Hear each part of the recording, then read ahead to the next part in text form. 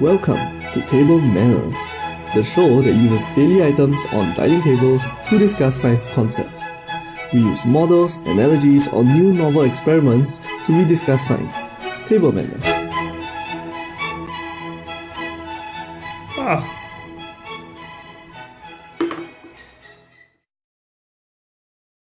So you're on your first date, and you hit an awkward moment where you both run out of topics. Probably the first thing you may say is, "Wow, hot weather today leh." But then you realize that sounds so typical and so lame. Instead, how about sounding more intelligent, more refined, and say, "Hey, you know why the earth got so hot and got so cold seasons?" Ooh, that's easy. It's because the Earth gets closer to the Sun.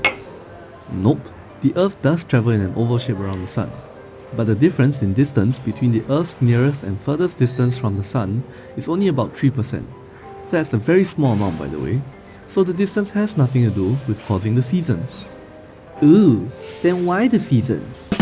That's because the earth is tilted. Ooh, and so some parts of the Earth are tilted closer to the Sun. Nope again, even for places like Canada and Japan, at about 42 degrees north latitude, they are only about tilted 3,500 kilometers closer to the sun in the summer. That may seem like a lot to us small humans, but we need to remember that the earth is also 150 million kilometers away from the sun. That's an insignificant 0.002% closer to the sun for Japan and Canada, which by the way, is even more pathetically smaller than the earlier 3% from the oval path of the earth.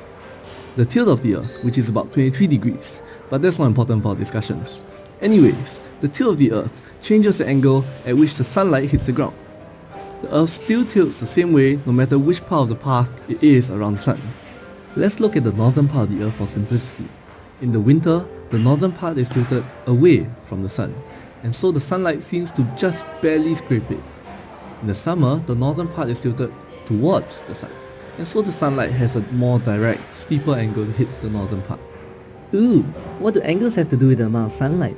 The amount of sunlight is measured in terms of energy. Think of energy as something similar to getting paid. First, you want to know how often you get paid. Is it $5 a week, $5 an hour, $5 a minute? $5 a minute sounds really good. For energy, we usually measure energy per second, or what we know as power. Next, you want to know how many people are sharing your $5. Is it 1 million people sharing it? Or is it just 10 people sharing it? For power, we usually measure power per meter square, which is what we also know as intensity. During winter, the northern part of Earth is tilted as far back as possible, and hence sunlight is spread out over a large surface area. The opposite happens during summer, and that's why the seasons exist.